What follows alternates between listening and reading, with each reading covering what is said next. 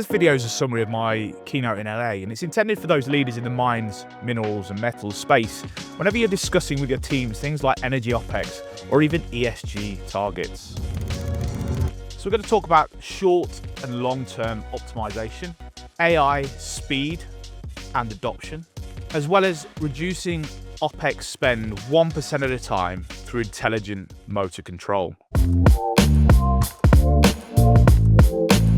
Sunny California. Got the badge, ready for the day. Later in the presentation, we'll talk about optimizing energy spend on large motors.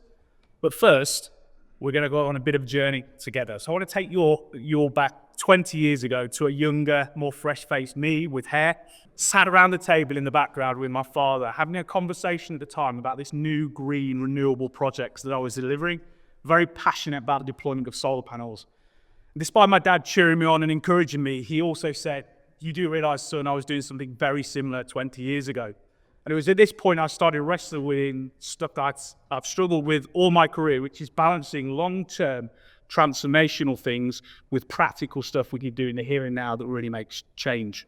So what we're going to do is we're going to oscillate throughout this conversation from a position of first uninformed optimism.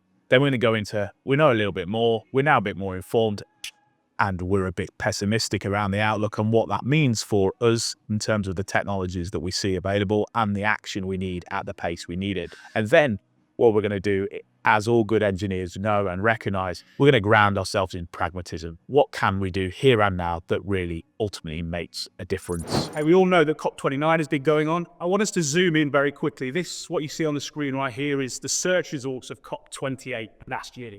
It's very easy to see when you zoom in on a picture and you look at the here and now to get caught up in recency bias. You know, the hype cycle of, look, the engagement has gone really well in the COP arena, and actually this is going to signal real change. But I want to kind of look back at the 10-year cycle, and you realize that actually there's not a lot of difference between previous COPs, apart from maybe COP26, where there was some real movement around transitioning away from fossil fuels, and the engagement was there again. So why do we use that? It's because it's very easy to get focused on positivity now, and actually we've just got to keep driving forward.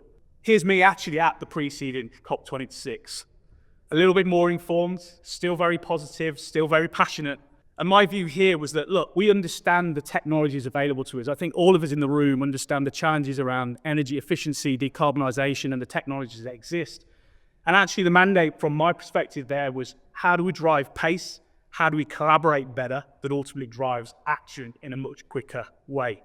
5 years after this, we're still having the same challenging conversations. We know the technology, we know there are challenges, we know we need to increase collaboration. I want to kind of raise the level. This is very top level, but it's talking about AI. So those of you who are familiar with Eric Schmidt, the former CEO of Google, made this really bold statement. We're not going to hit the 2050 climate goals, forget about it. I'm going to bet on AI solving all of our problems. That's a bold statement, and I'll be honest, it's not one that I really hold fast to, but it's certainly something I think as leaders and as people in this space, we need to be aware of, especially when you context that with the Q3 earnings call from Google, where Sundar Pichai says that a quarter of all of the Google code is AI generated and then just reviewed by the engineers. So this is something that's already happening. This train that's already left the station, and we as individuals and as leaders have to be aware and have to be considering how this is going to impact us going forwards. This is much more a view that I would like to take. So Andrea is in the audience today, but we've been having conversations around AI and really, how we as a company, as Energy Drive, are working with AI, but actually how we have this really once-in-a-species opportunity to kind of work collaboratively with AI and build a future that includes us as humans in the decision-making around how AI transforms for us. The first thing is that AI is evolving at AI speed. Yeah. Not human speed. Yeah. So we're talking about a pace of innovation that we don't comprehend. Our brains, our experience does not allow us to understand what this is. And I think we need to radically accept that AI is here to stay, that we don't know what we don't know, and that we need to collaborate in thinking together about what's that sustainable future look like, and to work together creating that future. From an incentive perspective for leaders, what's the incentive behind them creating kind of responsible AI versus not responsible AI? Companies always have the pressure from shareholders to make as much money as fast as possible, right? However, we have the sustainability, environmental, social, and governance framework. Yeah, okay. Right? And companies have made commitments towards taking care of the environment, taking care of people, and having governance systems that ensures that it's true, right? It's a reality. And as you know, ESG incentives impact shareholder confidence, customer relevance, and talent attraction. And I think a different way as well is people's legacy. Yeah. At the end of the day, those leaders need to ask themselves, what kind of future I'm leaving? What kind of legacy I'm leaving in this world?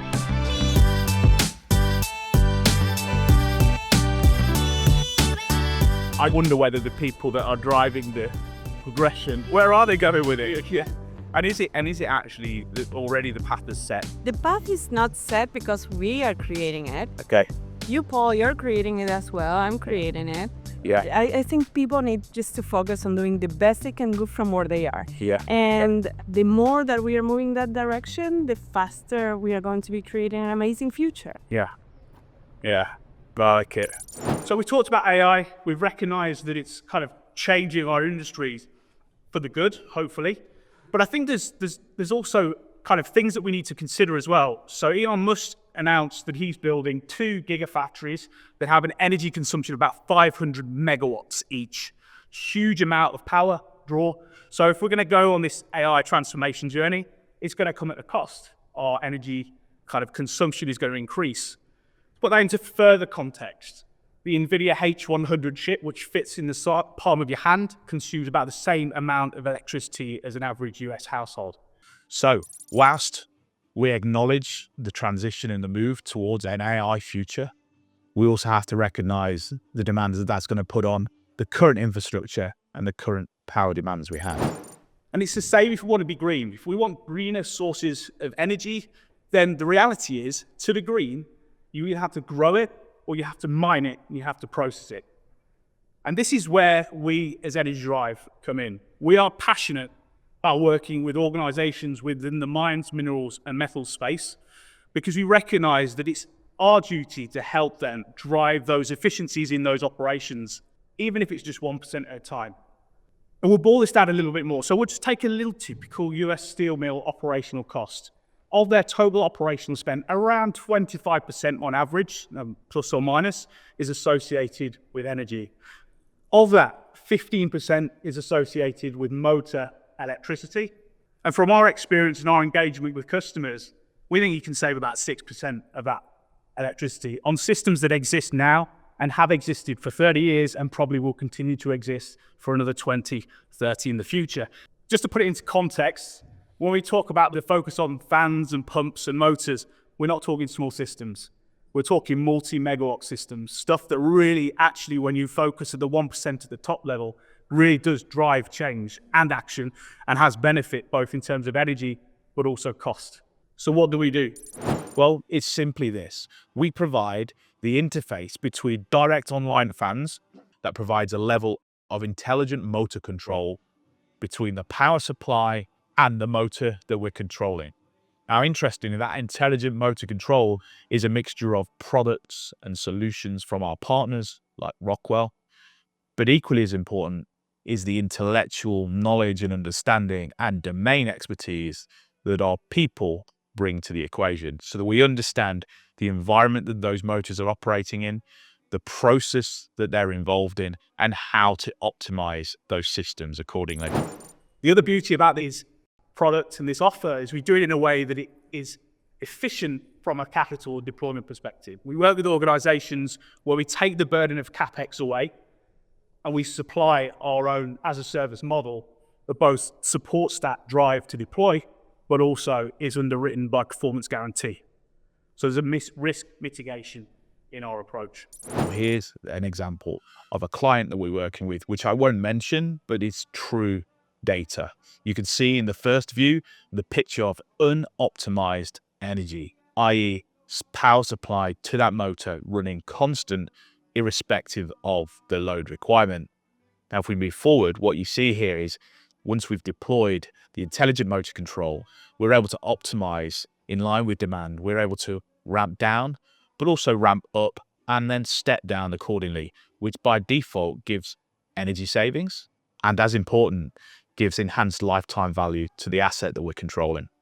This very quickly is the zoom out over a year. So again, we've seen that you can focus in on the savings, and actually over a year it amounts to a significant amount of energy. Since 2010, we now have over 400 kilowatt hours under control, which is a phenomenal amount. But you know, this year we're incredibly proud because we've achieved a phenomenal milestone in the sense that we've now saved our customers 1 terawatt hours of energy, which is about the equivalent of 100,000 homes in the LA area powered for a whole year.